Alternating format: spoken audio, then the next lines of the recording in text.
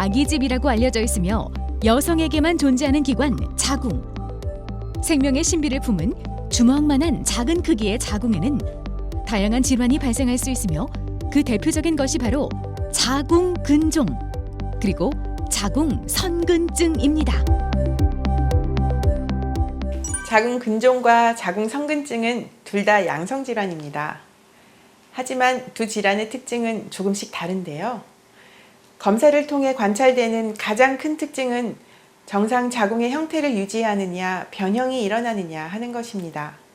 자궁근종은 정상적인 자궁 형태를 유지하면서 혹이 자랍니다.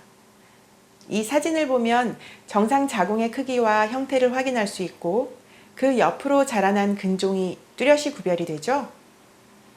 반면 자궁선근증은 자궁근종과는 다르게 자궁의 형태와 크기의 변형이 일어나고 전반적으로 두꺼워진 근육층으로 인해 자궁의 크기가 많이 커져 있습니다.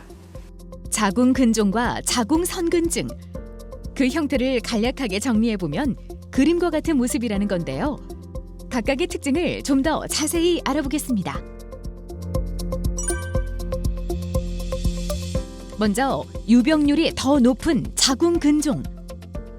누적 발생률이 60% 이상. 가임기 여성 3명 중에 1명에게서 발생.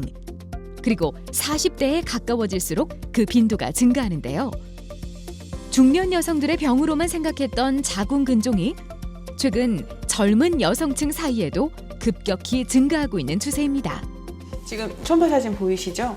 지금 초음파 사진에서 이게 자궁이고요. 자궁 아래쪽으로 보이는 이게 이제 근종이에요. 그래서 근종의 크기가 예전에 비해서 조금 커진 것 같아요. 지속적으로 이게 출혈량이 계속 늘거나 생활에 불편함을 이야기를 하면 자궁은 근육기관인데요. 자궁 근종은 자궁의 근 조직 안에서 작은 혹 같은 것이 자라나는 것을 의미합니다. 정확한 원인은 밝혀져 있지 않았고요. 대부분 폐경이 되면 좋아지는 것으로 보아 여성 호르몬이 작용하는 것으로 알려져 있습니다. 자궁 근종은 그 위치에 따라서 다시 종류를 나눌 수 있습니다. 가장 흔한 위치는 자궁 근층 안 깊숙이 위치하는 근층 내 근종. 자궁을 덮고 있는 장막 바로 아래에서 발생하는 장막하 근종. 또 자궁 내막 내측에 발생하며 가장 증상이 심하고 예후가 나쁜 것이 점막하 근종입니다. 자궁 근종의 위치에 따라 증상도 다르고 치료법도 달라지기 때문입니다. 장막하 근종은 근종 사이즈가 커도 무증상인 경우가 많고, 점막하 근종은 사이즈가 적어도 월경 과다 혹은 질출혈 등의 증상이 높은 빈도로 나타납니다. 또한 점막하 근종은 자궁 경부로 접근해서 자궁경 등으로 제거하고, 장막하 근종은 복강경으로 근종을 절제하게 됩니다. 증상은 자궁 근종과 비슷하지만 그 정도가 훨씬 심한 경우가 많다는 자궁선근증.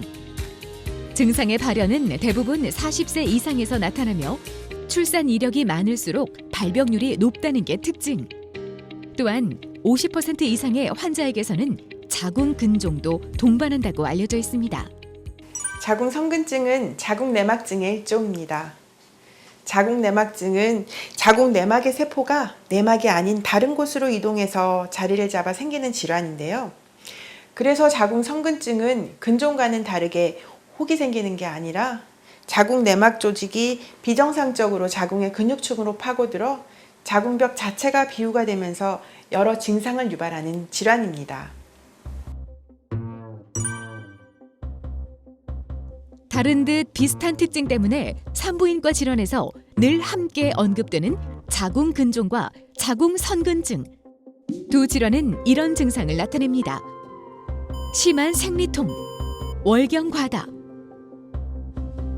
생리기간 외 출혈, 만성 골반통, 요통, 성교통, 하복부 종괴 등으로 인한 방광 자극 증상 등의 특징입니다. 자궁 근종의 크기가 크면 증상이 심하다? 그렇게 생각하실 수 있는데 반드시 그렇지는 않고요. 근종의 위치에 따라 증상이 다를 수 있습니다. 그러니 크기보다는 위치나 모양이 더 큰 영향을 미치는 거죠.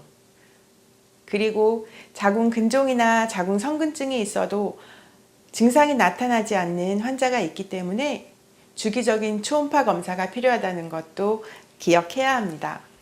무증상인 경우는 검사를 하기 전에는 질병의 유무조차 알지 못하는 경우가 많습니다. 보통 환자분들은 부정출혈이 있거나 생리량이 늘거나 생리통이 심해졌다고 병원을 방문합니다. 먼저 질초음파를 시행하여 자궁의 상태를 살핍니다. 자궁의 크기는 정상인지 혹은 없는지 확인하게 되고 그것만으로도 쉽게 진단이 됩니다. 두 질환의 감별은 초음파상 자궁벽의 두께가 차이가 있는지 평균적인 자궁 크기보다 커지게 되면 성근증이라고 진단을 하고 정상 자궁 외에 종물이 보이면 근종이라고 진단을 하게 됩니다. 수술을 고려하거나 사이즈가 너무 커서 초음파로 진단이 어려운 경우는 CT나 MRI로 정확히 위치와 크기를 파악하는 경우도 있습니다. 자궁 근종과 자궁 선근증의 치료 기준은 증상에 있다고 말합니다. 특히나 수술을 고려할 때는 더욱더 신중하게 근종의 위치, 근종이 자라는 속도, 그리고 나이와 출산 계획 등에 따라 치료의 방향을 결정하게 됩니다. 자궁 근종과 성근증의 치료는 약물 치료가 우선입니다. 월경과다 생리통 등의 증상을 호전시켜 환자의 삶의 질을 높이는 게 우선이고요. 먼저 쉽게 복용할 수 있는 게 피임약입니다. 피임약 복용 시 생리량도 줄고 통증도 많이 줄어들게 됩니다. 하지만 매일 복용해야 하는 불편함이 있어 그 다음으로 고려되는 게 호르몬 함유 자궁 내 장치입니다. 한번 자궁 내에 삽입하면 5년간 치료 효과가 유지됩니다. 약물 치료에 반응이 없거나 사이즈가 너무 클 때는 수술적 치료를 할 수 있고 수술 전에 사이즈 축소를 위해 성호르몬 억제제 주사를 먼저 시술 후 수술하기도 하며 최근에는 수술 시 자궁을 보존할 수 있는 수술법을 우선적으로 고려합니다.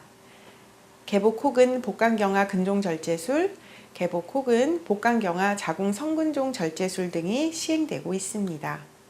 보통 여성들은 본인의 생리량이나 생리통이 어느 정도인지 잘 모릅니다. 그냥 원래 생리량이 많았으니까, 원래 아팠는데 뭘 하고 치료가 필요하다는 인지를 못합니다. 그래서 주기적으로 산부인과를 방문하여 검진도 하고 전문가의 의견을 들어서 건강하게 자궁을 관리하는 것이 중요합니다.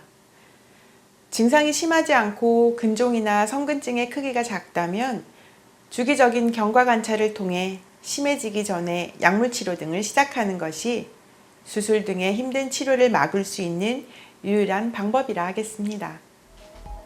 여성의 상징과도 같은 자궁. 건강하게 잘 지키는 것이 무엇보다 중요합니다.